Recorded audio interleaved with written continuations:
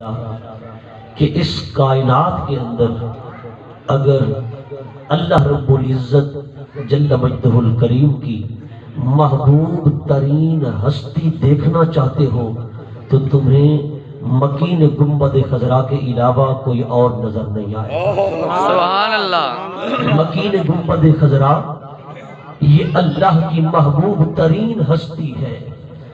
اللہ جن کا محب ہے، اللہ جن کا مداح ہے، تو بتائیے کوئی اور کیسی محبت حضور سے کر سکتا ہے یا کیسی حضور کی مدح و ثنا کر سکتا ہے جس کی مدح و ثنا خدا کر رہا ہو اور جس سے محبت خدا فرما رہا ہو. اس لیے بزرگ فرماتے ہیں جتنا ہو سکے اگر چاہتے ہو کہ خدا راضی ہو جائے اس کے محبوب کو راضی کرنے کی کوشش کرو. سبحان اللہ. جتنا ہو سکے حضور کی ذات پاک کو خوش کرو، حضور کو راضی کرو. فرما حضور کو راضی کرو گے، حضور کو خوش کرو گے تو خدا بھی خوش ہو جائے گا، خدا بھی راضی ہو جائے گا. کیوں؟ اس لیے کہ وہی خود فرماتا ہے وَلَسَوْفَ يُعْطِيكَ رَبُّكَ فَتَرْضَىٰ. اے حبیب میں تو اپنی عطاؤں کا دروازہ بند ہی نہیں کروں گا، تجھ پر اپنی عطائیں، تجھ پر اپنی رحمتیں، اپنی برکتیں نچھاور کرتا رہوں گا. اے محبوب تب تک یہ دروازہ بند نہیں ہوگا فترضیٰ، جب تک اے میرے مصطفیٰ تو راضی نہیں ہو جائے گا. سبحان اللہ. جب تک اے میرے مصطفیٰ تو راضی نہیں ہو جائے گا. آپ دیکھیں نا، آپ کو کوئی یار ہو، کوئی دوست ہو، آپ اگر اس کو راضی کرنا چاہیں تو اس کو آپ من پسند کی چیزیں دیتے جائیں اور کہیں یار تب تک یہ دروازہ بند نہیں ہوگا جب تک تو راضی نہیں ہو جائے گا. ذرا چشم تصور سے دیکھیے، ذرا عقیدہ و ایمان کی نگاہ سے دیکھیے.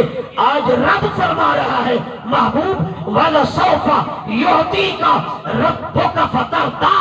میں خدا اپنی عطاؤں کا دروازہ بند ہی نہیں کروں گا جب تک اے میرا مصطفیٰ تو مجھ خدا پر راضی نہیں ہو جاتا. سبحان اللہ. نعرہ تکبیر، حضور نے عرض نعرہ رسالت، نعرہ حیدر، شان مصطفیٰ.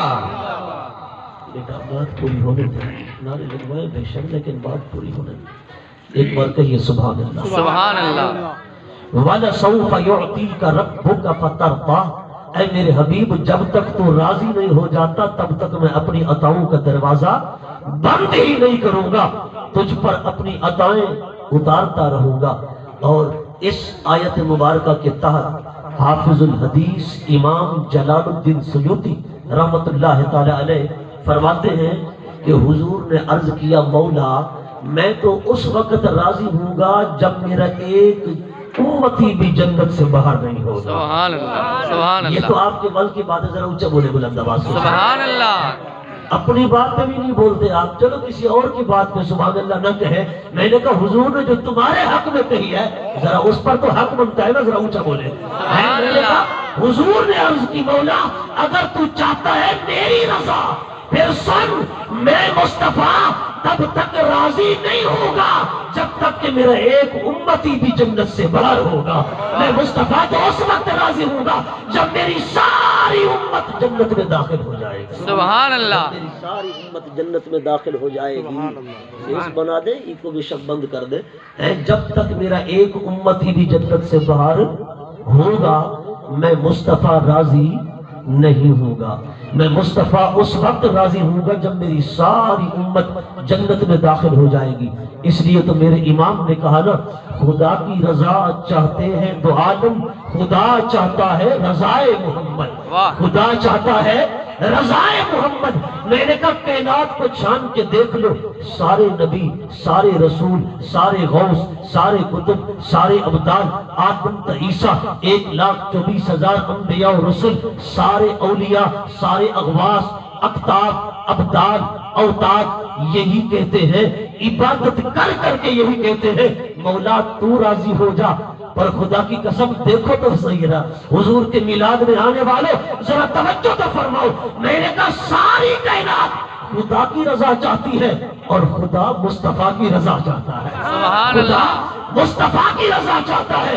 میں نے کہا جسے ساری کائنات راضی کرے اسے خدا کہتے ہیں، اور جسے خدا راضی کرے اسے مصطفیٰ کہتے ہیں۔ سبحان اللہ سبحان اللہ کیا بات ہے، دلی سبحان اللہ، سبحان اللہ بولو نا ذرا محبت نہ، دیکھو بھی صحیح لیکن بولو بھی صحیح نا، سبحان اللہ بولو نا ایک مرتبہ۔ سبحان اللہ میں نے کہا حضور کا مقام تو دیکھ ہے، ہم اسی آقا کا میلاد مناتے ہیں جو آقا رب کے ایسے محبوب ہیں، ایسے محبوب ہیں کہ ان کی رضا رب چاہتا ہے۔ سبحان اللہ۔ ایک اور آیت ہے، حضور چاہتے تھے 17 مہینے میرے آقا نے بیت المقدس کی طرف منہ کر کے نمازیں پڑھائیں۔ کتنا مہینے؟ 17 مہینے بیت المقدس قبلہ تھا، سارے انبیاء کا قبلہ بھی وہی۔ حضور چاہتے تھے مولا میرا قبلہ وہ بنے جو میرے دادا حضرت ابراہیم نے تعمیر فرمایا ہے، واہ واہ سبحان میرے دادا نے جسے تعمیر کیا میرا قبلہ وہ بنے۔ حضرت ابراہیم علیہ السلام کا تعمیر کردہ کعبہ، اللہ اکبر، جس خانہ کعبہ کی جگہ سے حضور کا خمیر پاک لیا گیا۔ کیا لیا گیا؟ خمیر پاک لیا گیا۔ اے بھی آواز نہیں کھلے گا تو صحیح نہیں کھلے گا، میں کنے بنیا سبحان اللہ سارے گھٹی سو گئے، ذرا اونچا بولو بلند آواز میں۔ سبحان اللہ مولا بے شک کو بند کر دے لیکن آواز کھلے۔ مولا میرا قبلہ وہ بنے جو میرے دادا حضرت ابراہیم نے تعمیر کیا ہے۔ حضرت ابن عباس رضی اللہ تعالی عنہما آپ سے روایت ہے، آپ فرماتے ہیں اصل طینت رسول اللہ صلی اللہ علیہ وسلم من سرۃ الکعبۃ ای الارض، فرماتے ہیں نبی پاک کا جو خمیر پاک ہے اللہ نے وہاں سے لیا ہے جہاں خانہ کعبہ ہے، واہ واہ سبحان اللہ جہاں خانہ کعبہ ہے۔ من سرۃ الارض، جو زمین کی دنی ہے، دنی ناف، زمین کی ناف کیا ہے؟ اللہ کا گھر خانہ کعبہ۔ ناف جو ہے نا یہ بندے کے جسم کے درمیان میں ہوتی ہے، اس لیے خانہ کعبہ کو وسط الارض بھی کہا جاتا ہے، پوری روئے زمین کا درمیانہ مقام، اور اسے سرۃ الارض بھی کہا جاتا ہے کہ یہ پوری دنیا کی ناف ہے کہ اگر شرق سے، غرب سے، شمال سے، جنوب سے زمین کی گرو پیمائش زمین کو ناپو تو یہ درمیان میں پڑتا ہے جہاں اللہ کا گھر خانہ کعبہ ہے۔ رب نے یہاں سے لیا خمیر مصطفیٰ اصل طینت رسول اللہ صلی اللہ علیہ وسلم من سرۃ الکعبۃ، یہاں سے رب نے خمیر مصطفیٰ لیا جو حضور کے نور کا لباس بشری بنایا۔ سبحان اللہ سبحان اللہ کا لباس بشری بنایا۔ اچھا پھر بڑی قابل توجہ بات ہے، لباس بشری بنایا اللہ نے اس خمیر کو جو خانہ کعبہ کی زمین ہے، خانہ کعبہ والی جگہ ہے، وہاں سے خمیر لے کر لباس مصطفیٰ بنایا، حضور کا بشری لباس، حضور کا بشری لباس بنایا کہ محبوب یہ جگہ چونکہ ایک جنت کا حصہ ہے، یہ کیا ہے؟ جنت کا حصہ۔ دیکھیں حضور نے یہ حدیث پاک بھی ہے ارشاد فرمائی، بخاری شریف کی روایت ہے، ما بین بیتی و منبری روضۃ من ریاض الجنہ، حضور فرماتے ہیں میرے منبر اور میرے گھر کے درمیان کا جو حصہ ہے نا جہاں حضور کا روضہ پاک ہے اور جہاں سرکار کا منبر پاک ہے، ان کے درمیان کا جو حصہ ہے اسے کہتے ہیں ریاض الجنہ۔ سبحان اللہ، بولو اسے کیا کہتے ہیں؟ ریاض الجنہ۔ یہ جنت کی کیاری ہے، یہ جنت کا ٹکڑا ہے۔ نبی پاک فرماتے ہیں رب نے میرا خمیر یہاں سے لیا۔ اب ذرا توجہ کرنا، صحابی رسول کہتا ہے رب نے نبی پاک کا لباس بشری خانہ کعبہ والی جگہ سے لیا۔ نبی پاک فرماتے ہیں میرے گھر اور منبر کے درمیان والی جگہ سے لیا ہے، وہ بھی جنت کا ٹکڑا ہے، یہ بھی جنت کا ٹکڑا۔ رب نے جنتی لباس عطا فرما کر بشری لباس وہ پہنا کر جو جنت کے ٹکڑے کا تھا، جنت کے حصے کا تھا۔ پہلے یہ فیصلہ کر لے، جنت ساری نور ہے، वाह ہے حق کا عقیدہ؟ جس کا عقیدہ ذرا ہاتھ اٹھا کے بتائے نا مجھے۔ جنت ساری نور ہے، جنت نور، جنت کی زمین نور، غلمان نور، رضوان نور، حورے نور، قصور نور، درخت نور، نعمت نور۔ میں نے کہا جنت ساری نور ہے۔ رب نے نور مصطفیٰ پر جو لباس بشری پہنایا اور چڑھایا وہ بھی وہاں سے لیا۔ صحابی کہتا ہے اصل طینت رسول اللہ صلی اللہ علیہ وسلم من سورۃ الارض یعنی الکعبہ، اور حضور خود فرماتے ہیں ما بین بیتی و منبری روضۃ من ریاض الجنہ، یہاں سے رب نے لیا۔ اور حضور کے صحابی کہتے ہیں خانہ کعبہ والی جگہ سے لیا۔ حضور فرماتے ہیں میرے منبر اور گھر کے درمیان والی جگہ سے لیا۔ بہرحال جہاں سے بھی لیا جائے ہے یہ بھی جنت کا ٹکڑا ہے، وہ بھی جنت کا ٹکڑا۔ رب نے لباس بھی جنتی پہنا کر بتا دیا وہ نور و بشر کے جگروں میں مت پڑنا، محبوب کی حقیقت بھی نور ہے، لباس بھی نور ہے۔ سبحان اللہ، نعرہ تکبیر، نعرہ رسالت، نعرہ خلافت، نعرہ حیدری، جشن عید میلاد النبی۔ سبحان اللہ۔ ساریاں دا ایمان تے عقیدہ ہے یا کچھ دا ہے؟ ساریاں دا ہے، ذرا اچھا بولو ایک مرتبہ۔ سبحان اللہ۔ میں نے کہا حضور فرماتے ہیں میرے گھر اور منبر کے درمیان کا جو ٹکڑا ہے یہاں سے رب نے میرا لباس بشری بنایا۔ صحابی کہتا ہے خانہ کعبہ والی جگہ سے۔ حدیثیں آگئی دو، اب دونوں حدیثوں میں تطبیق دے دوں تاکہ آپ بعد میں تھوڑا وہ پریشان نہ ہو نا کہ دیکھو جی حضور نے وہاں کا فرمایا یعنی مدینے کا، صحابی نے مکے کا فرمایا، اب بات کون سی درست ہو سکتی ہے؟ میں کہتا ہوں باتیں دونوں درست ہیں۔ اٹھاؤ شارحین حدیث کو پڑھو، محدثین کو پڑھو، علماء کو پڑھو۔ علماء نے لکھا اصل وجہ اس کی یہ ہے سرکار کائنات کا خمیر پاک لیا تو رب نے خانہ کعبہ والی جگہ سے تھا، وہاں سے خمیر پاک لے کر حضور کا لباس مبارک بنایا، حضور کا لباس بنایا۔ اور اللہ نے اسی جگہ کو کیونکہ تعلق ہو گیا نا حضور کی ذات کے ساتھ، رب نے فرمایا کہ اے جبرائیل نشان لے جا، میرے ابراہیم کو جا دے آ، چونکہ یہ خمیر تو بڑا پرانا ہے نا۔ حضرت آدم نے بھی یہاں قبلہ بنایا، اس سے پہلے فرشتوں نے یہاں قبلہ بنایا، پھر حضرت ابراہیم نے تعمیر کیا، حضرت جبرائیل نے آ کر اس کی نشاندہی کی حدود اربع بتایا۔ اب سرکار کائنات کا خمیر جو وہاں سے لیا اس جگہ کا تعلق ہو گیا حضور کی ذات کے ساتھ۔ جس کے ساتھ؟ حضور کی ذات کے ساتھ۔ رب نے فرمایا یہاں بناتا ہوں خانہ کعبہ کیونکہ اس کا تعلق ہے مصطفیٰ کے ساتھ، یہاں سے حضور کا لباس بشری بنایا گیا ہے، لباس بشری تیار کیا گیا ہے۔ اب کائنات کو بتا دیا کائنات والو سجدہ کرو خدا کو، چہرہ کرو خمیر مصطفیٰ۔ سبحان اللہ، سبحان اللہ۔ سجدہ کرو خدا کو، چہرہ کرو خمیر مصطفیٰ کو۔ اس لیے اس کعبہ والے مقام کو چونکہ مصطفیٰ سے تعلق تھا تبھی تو یہاں کعبہ بنا۔ سبحان اللہ، سبحان اللہ۔ تعلق مصطفیٰ جو تھا تبھی تو کعبہ بنا۔ اور پھر آپ کہیں گے کہ جہاں سے مٹی لی جاتی ہے نا بندے کی وہیں پر قبر بنتی ہے، تو حضور کا روضہ مکے میں ہوتا، خانہ کعبہ کے ساتھ ہوتا، حضور کا روضہ مدینے میں کیوں ہے؟ آؤ اسی کی تطبیق تو بیان کر رہا ہوں۔ علماء نے لکھا، محدثین نے لکھا، مفسرین نے لکھا، جب طوفان نوح آیا نا تو وہ مٹی رب نے وہاں سے طوفان نوح کے ذریعے بہا کر نبی پاک کے روضے اور منبر کے درمیان رکھ دی۔ سبحان اللہ۔ یہاں پر رکھ دی۔ کیوں؟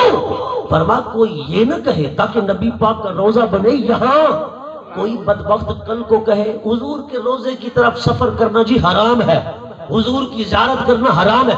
ایسے ملا بھی دنیا میں آئے جنہوں نے یہ فتوے لگائے، مگر میں نے کہا خدا کی عزت کی قسم رب تو بتانا چاہتا ہے وہ ایک تیر سے دو شکار مت کرنا۔ یہاں عام بات نہیں ہو رہی کہ اگر تو آئے حج کرنے اور پھر کہ چلو حج بھی کر لوں گا، خانہ کعبہ کا طواف بھی کر لوں گا اور حضور کے روزے پر بھی حاضری دے دوں گا۔ فرمایا نہیں، حج کرنا ہے تو پھر مکے آ، اگر زیارت مصطفیٰ کرنی ہے تو مدینے آ۔ سبحان اللہ، سبحان اللہ۔ زیارت کرنی ہے تو پھر مدینے آ۔ اس لیے رب نے وہاں سے خمیر اٹھا کر یہاں رکھ دیا تاکہ نبی پاک کا روزہ یہاں بنے. سبحان اللہ. نبی پاک کا روزہ یہاں بنے. طوفان نوح کے ذریعے بہا کر یہاں اس خمیر پاک کو رکھوا دیا. اب اس جگہ کا تعلق جو نبی پاک کے گھر اور روزے کے درمیان ہے، روزے کے اور منبر کے درمیان ہے، اس کا تعلق بھی حضور سے ہے. خانہ کعبہ کا تعلق بھی حضور سے ہے. محبت والی باتیں محبت والوں کو ہی سمجھ آتی ہیں. ذرا بولو نا محبت کے ساتھ. سبحان اللہ. میں نے کہا یہ حضور کی عظمت ہے. رب نے لباس بھی وہ بنایا جو نور کا تھا.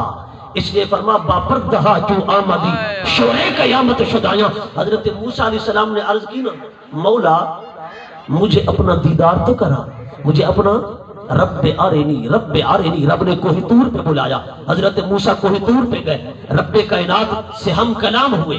جب ہم کلام ہوئے کہا مولا جس کا کلام اتنا میٹھا ہے اس کا دیدار کتنا پیارا ہوگا. مولا رب آرینی رب آرینی رب آرینی، دیدار تو کرا. اے مولا اپنا آپ تو دکھا. مگر چونکہ اللہ نے فرمایا لن ترانی، تو میرا دیدار نہیں کر سکتا. پھر بڑی قابل توجہ بات ہے کہ نبی کی دعا رد نہیں ہوتی. 9 بار دعا تو مانگ لی، اب اسے شرف قبولیت تو عطا کرنا تھا. شرف قبولیت تو عطا کرنا تھا. اگر کوئی کہے نبی کی فلاں دعا رد ہوئی فلاں رد ہوئی، میں نے کہا اسے تحقیق نہیں ہے.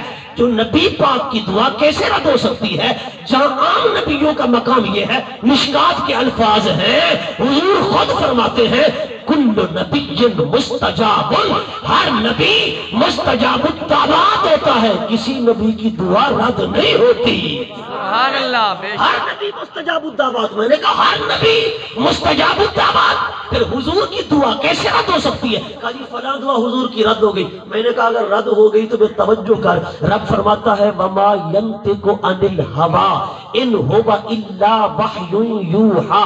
وما ينطق، نہیں بولتے وہ اور نہیں بولتے وہ، یعنی نبی پاک. وما ينطق عن الهوى، اپنی خواہش سے، اپنی خواہش سے بولتے نہیں. وما ينطق عن الهوى ان هو، نہیں بولتے وہ، الا مگر وحی یوحى، جب رب وحی کرتا ہے پھر وحی سے ہی بولتے ہیں. اب یہ بات ہے علمی، ذرا سمجھیں گے تو انشاءاللہ مزہ آئے گا. میں نے کہا جس عالم سے مرضی پوچھ لے، یہ حصر در حصر ہے کہ نہیں بولتے مگر وحی سے. یہ جو ہے نا حصر در حصر، یا رب نے فرمایا نہیں بولتے، پہلے کر دی نفی، پھر فرمایا الا وحی یوحى، بولتے ہیں تو وحی سے.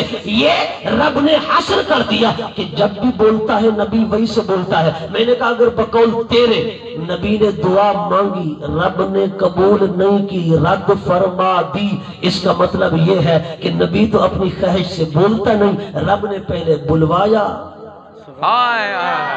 پھر اپنے بلوائے کو رد کر دیا.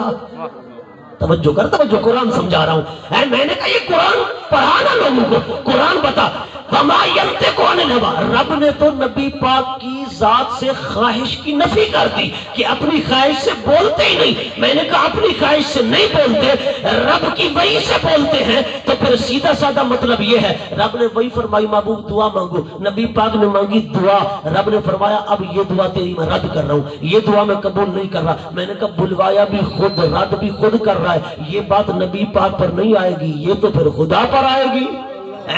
یہ الزام تو خدا پر آئے گا، یہ فتویٰ تیرا تو خدا پر جائے گا کہ رب نے بلوایا پھر رد کیا. کیا مطلب؟ رب بھولتا ہے یا رب کو نسیان لگتا ہے؟ میں نے کہا رب بھولنے سے پاک ہے، نسیان سے پاک ہے، خطا سے پاک ہے. لہٰذا نبی پاک جب بھی بولتے ہیں وہ یہ خدا سے بولتے ہیں.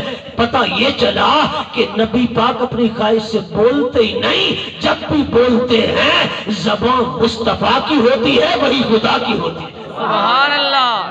سبحان اللہ. صحابی رسول جو بھی سرکار ارشاد فرماتے نا وہ لکھ لیتے. وہ کیا کرتے؟ لکھ لیتے.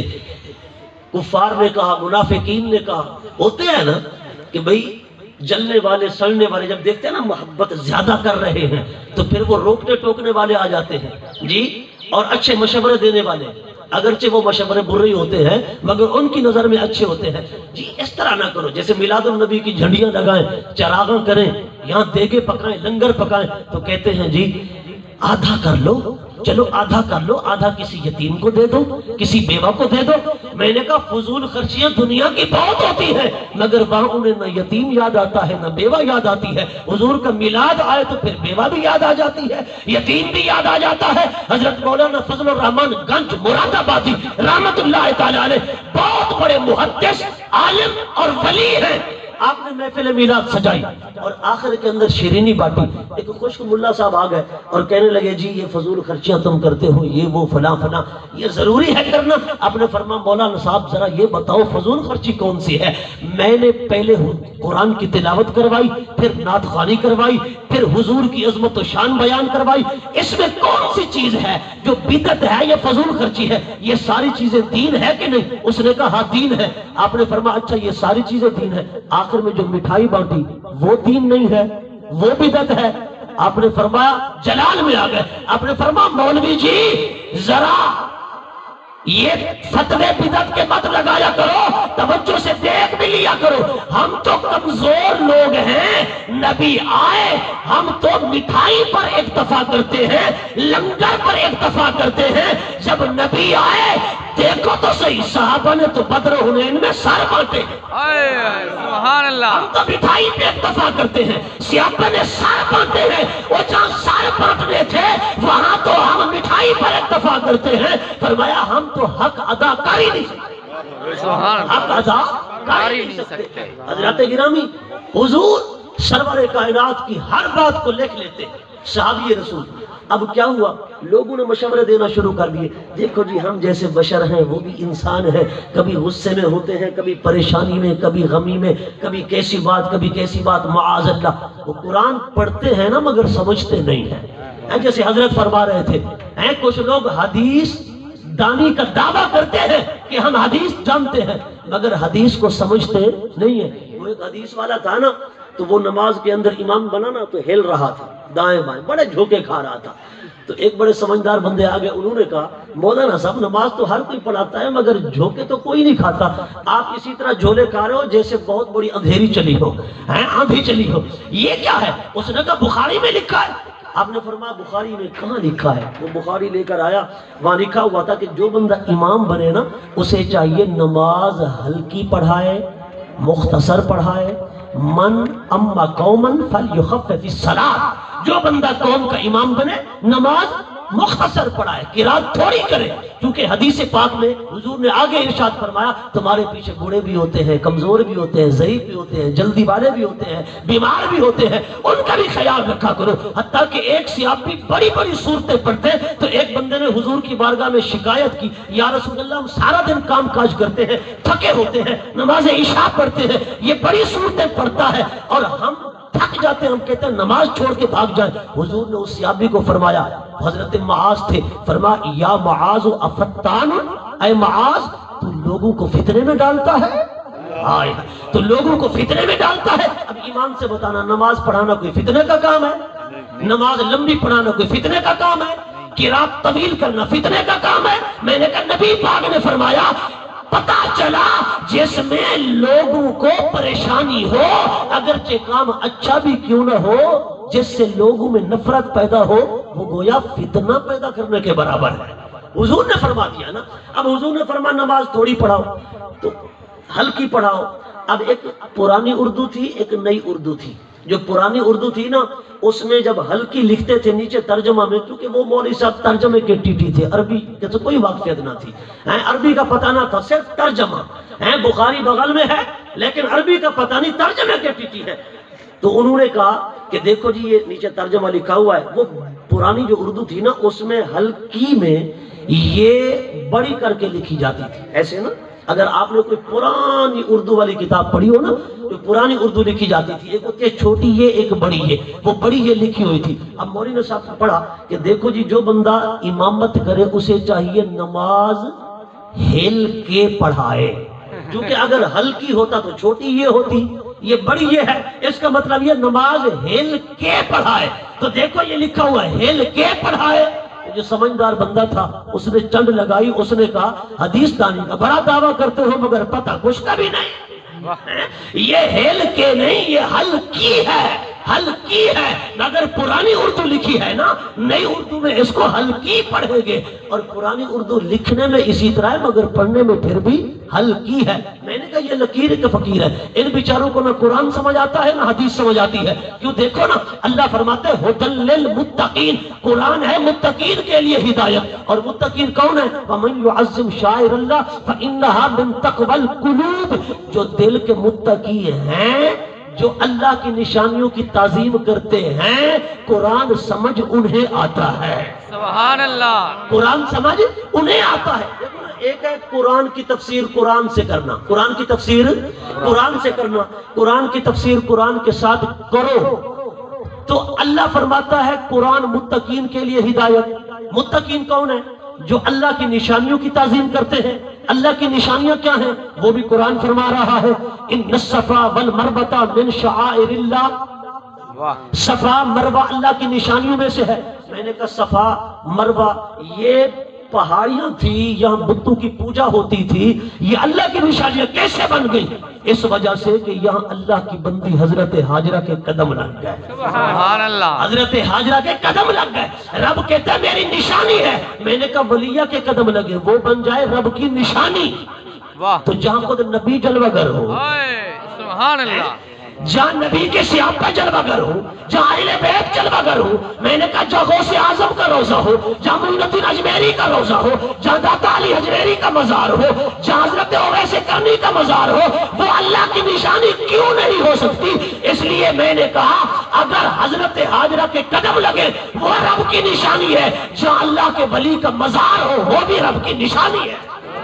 سبحان اللہ، وہ بھی رب کی نشانی ہے۔ جو متفق ہے ذرا اونچا بولے بلند آواز کے ساتھ، سبحان اللہ، متفق ہونا سارے۔ اب ذرا توجہ کرنا، ہم مزارات پر جاتے بھی ہیں، فاتحہ بھی پڑھتے ہیں، تعظیم بھی کرتے ہیں، ادب بھی کرتے ہیں۔